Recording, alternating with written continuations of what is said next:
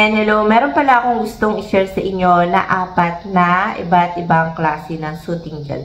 So, meron akong isang ganito na Rose Water Serum Soothing Gel. And next, meron akong Snail Collagen Soothing Gel. And next is meron akong Collagen Serum Soothing Gel. And next ay meron akong isa na Cica Skin Repair Serum. Soothing gel din siya. So, may iba't iba akong klaseng 4 na soothing gel. So, bakit nga ba ako gumagamit ng klase ng ganitong soothing gel? So, ito ay isa sa mga maganda pag lalo na galing ka sa labas. Lalo na pag mainit, iritang-irita yung skin mo, isa ito sa mga pwedeng magpakalma ng skin natin. So, ito ay pwede sa body and face. And marami nang gumagamit ng mga klase ng ganito. So, iba-iba klase na mga soothing gel. So, ito yung unahin natin na Rose Water Serum Soothing Gel. And anti-pollution siya, and anti-aging siya, and hydrating. So, maganda to, lalo na galing ka sa labas. Pwede mo rin siyang, pwede mo siyang gamitin bago rin siyang lumabas. And pwede mo rin siyang gamitin, and pagkagaling ka sa sobrang init. So, ito yung isa sa mga ginagamit ko na magandang pampakalma ng skin. So, lalo na sobrang init, iritang-irita ka. So, ito may hyaluronic acid and aloe vera and panthenol. So, ayan, 199. Iba-iba ang price nito. Depende kung sa online ka bumili and or sa Watson. Ito pala ay Hello Glow. So, pagdating sa likod, and alam nyo na to, marami na tong gumagamit na to, and matagal na rin to. So, meron tong may mga iba, klase na nasa pouch lang. Ito naman nasa lagayan. Kaya medyo mahal. So, ito yung tsura niya. Ayan, kulay. Ano lang siya, crystal. Parang plain lang. Yung amoy nito, amoy parang sampagitan na amoy Ayun nga, rose. Amoy rose siya. And, alam nyo naman ang klase ng soothing gel sa mga kilala na matagal na, as in matagal na yung mga klase ng ganito. Naglalabasan na lang ng mga iba't ibang klase ng soothing gel. Depende na lang kung ano yung magiging resulta sa'yo. Depende din sa mga ingredients, kung ano yung klaseng ingredients na pinakaluloob ng soothing gel. So, ito naman ay next ay DW. Ayan, hindi siya Hello Glow. So, ito isa sa mga nagamit ko na pampakalma ng skin kapag nagaling sa labas. Or kaya gagamitin ko bago muna ako, di ba pagkatapos ko mag-toner, gagamitin ko to. Tas serum, tas sunscreen. Depende na lang kung paano mo siya gagamitin sa pagkagamit ng skincare mo. So, ayun, pwede naman to ipatong. Parang sandwich method. So, ito ay soothing gel. Karaniwan, ito lang talaga pag uwi ko ay ginagamit ko. So, for all skin type siya. Ito naman with whitening pearl. So, ito naman ay meron siya active ingredients na niacinamide, hyaluronic acid, and galactomyces. Ayan, nakalagay dyan. So, nakalagay dito, may nagtatanong, alcohol-free siya? Yes, alcohol-free siya, and paraben-free din siya. So, 300 ml siya. Ayan, nakalagay dyan. So, ano yung pinaka-packaging niya? So, saan mo ito makikita? Meron to sa TikTok. Nakita ko to. Sa Blue app, sa Orange app, sa kahit anong store, makikita mo to. So, ayan. Ito yung tsura niya. Ayan. Pares siya nito na Pero magkamoy ng amoy. Magkaiba ng amoy. Amoy siya. Amoy mild lang. Amoy parang amoy sampagita siya na gano'n. Amoy bulaklak siya. So, ayun. Snail siya. Dahil snail collagen siya. Ayan. Meron siyang contained snail extract and collagen for gentle moisturizing to help the skin, and ayan, na-help niya yung skin mo, lalo na pag yung, halimbawa, mag-spang yung face mo, and pwede niya pa-smoothin, lalo na may mga open pores ka, tas galing to sa rep, tapos malamig siya, pwede mapaliit yung pores mo. And yung iba naman, pag walang mga klase ng ganito, isa sa mga technique ng iba, na gusto mong normal lang, tubig lang, is isa sa mga pinaka nagpapaliit ng pores is yung yellow, as in ice, na galing sa rep, is kuskusin mo lang din. Lalo na pagkagaling kang labas. Isa sa mga nagpapakalma sa skin natin yung mga katulad ng ganun, lalo na sa pores.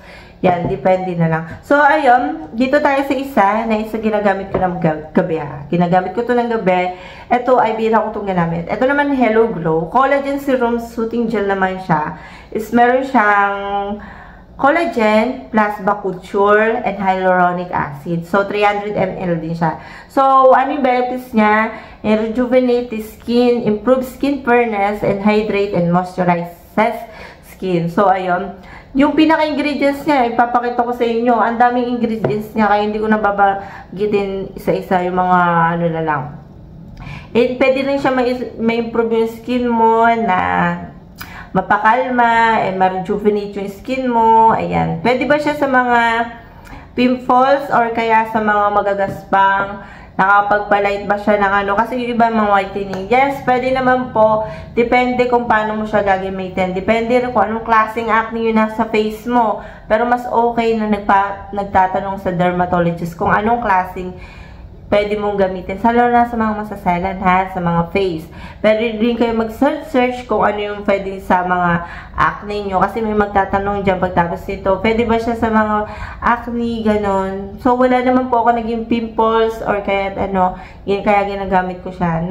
Naka-experience ako na may pimples, pero mas maganda rin pa rin yung paggamit mo na pwede ba siya sa pimples. Dun sa product na yun, halimbawa, for acne, for pimples, itong product na to, yun yung gagamitin nyo. Huwag kayo gagamit ng, halimbawa,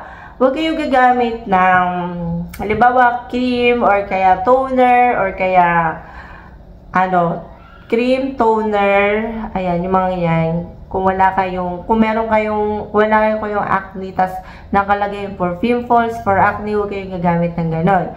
Parang sa sample lang yan. Kung sa dandruff, halimbawa may dandruff kayo, tapos, ang ginamit nyo is hindi naman pang anti-dandruff. Yung iba naman nangyayari, anti-dandruff, tapos wala naman kayong dandruff, huwag kayong gagamit ng ganon na shampoo. Kasi magkakaroon kayo. Para sa akin, kasi yun yung experience ko. Huwag kayo gagamit ng shampoo na anti-dandruff kung wala naman kayong dandruff. So, ayun na. Share ko lang ng bagya, yun na. So, dito tayo sa part na Ever Organics. So, meron tayo dito Sika Skin Repair Serum. So, ito rin yung isang soothing gel na magandang gamitin. So, ito naman ay for all skin type, paraben-free siya and alcohol-free. So, may tatanong kasi, bakit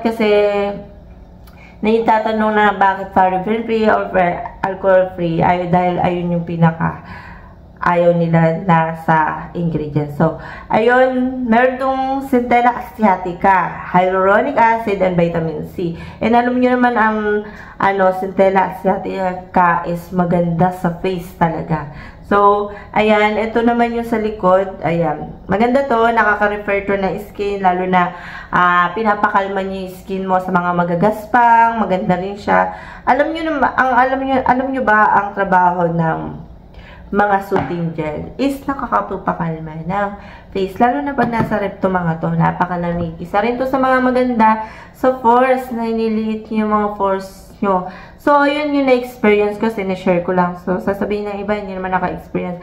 So, pwede nyo naman to ipatong sandwich method sa mga skincare nyo. So, na-share ko lang tong part na to dahil may nagtatanong pa rin. So, sa mga teenager kasi, dahil naghahanap sila ng pwede sa kanila. So, ito ay pwede sa teenager.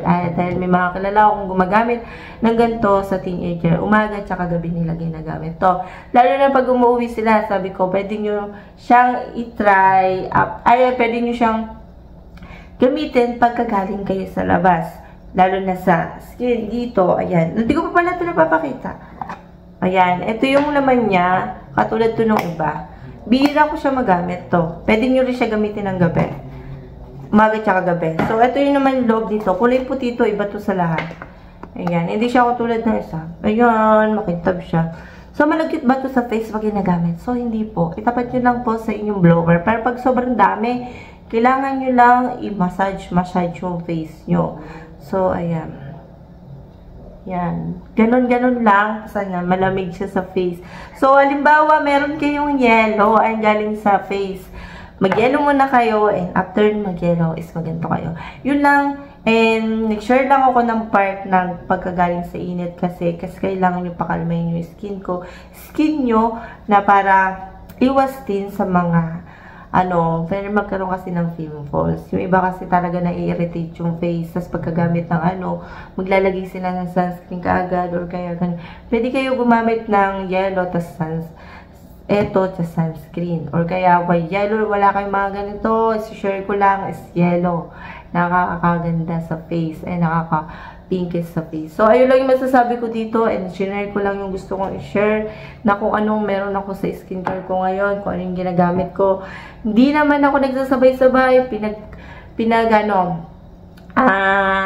Pinapantay ko lang kung ano yung pwede kong gamitin. At kung ano yung nangyari sa akin sa labas. At kung ano yung pwede kong gamitin. So, ayun lang. And see you next vlog. Bye!